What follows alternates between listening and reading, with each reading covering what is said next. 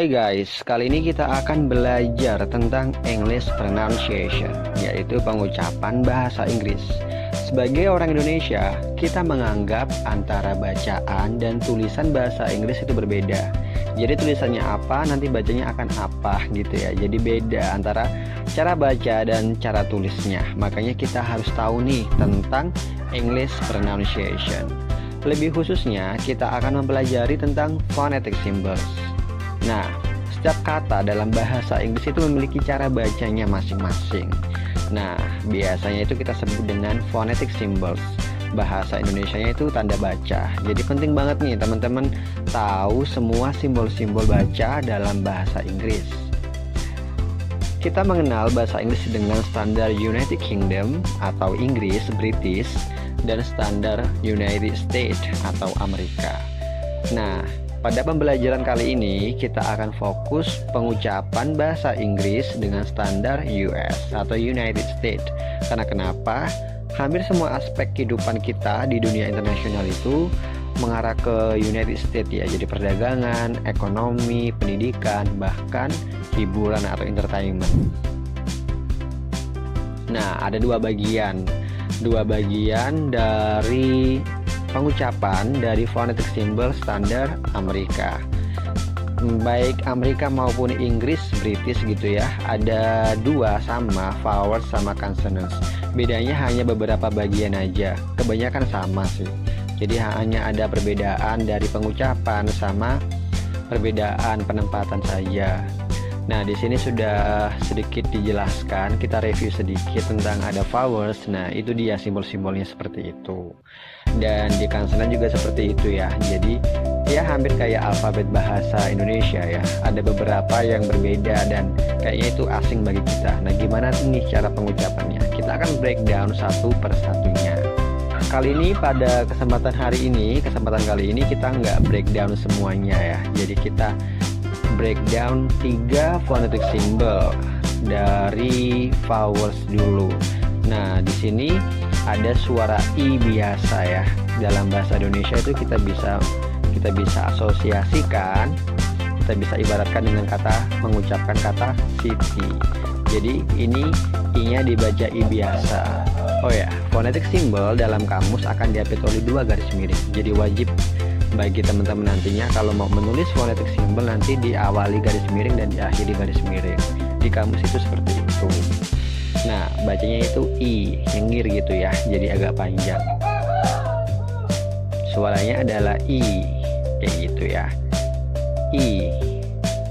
Selanjutnya kita akan mempelajari suara yang kedua. Nah, ini kayak huruf i besar ya dalam bahasa Indonesia. Tapi bacanya bukan i, tapi bacanya e. Kayak kita mengucapkan kata lele.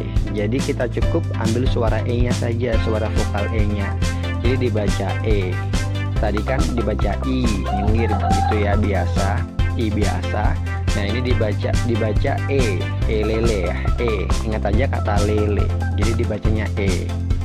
Tadi yang pertama i Siti dan yang kedua ini adalah i yang lele, e. Nah, simbol yang ketiga ini seperti huruf E yang kembali ya, tapi emang seperti itu simbolnya dan itu ada. Nah, ini kayak kata pecel.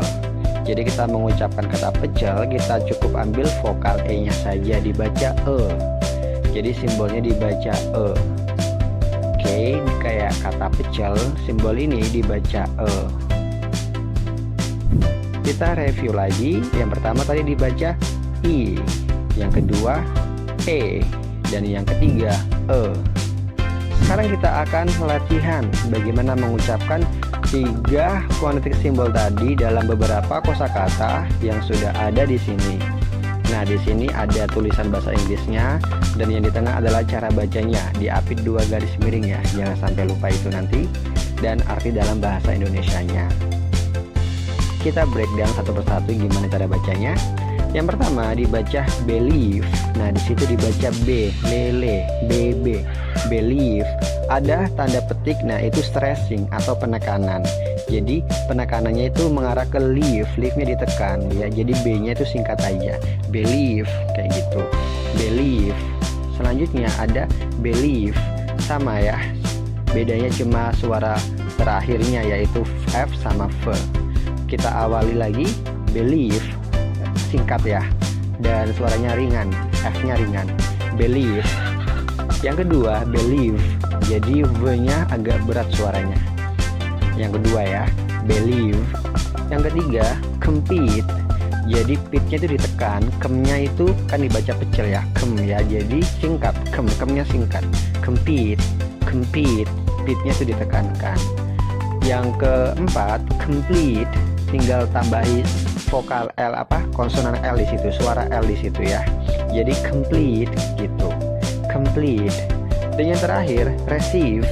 Jadi receive, bukan receive tapi receive. Jadi itu suara vokal yang berbeda.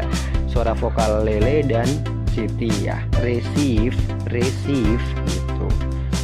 Ulangi lagi dari awal. Believe,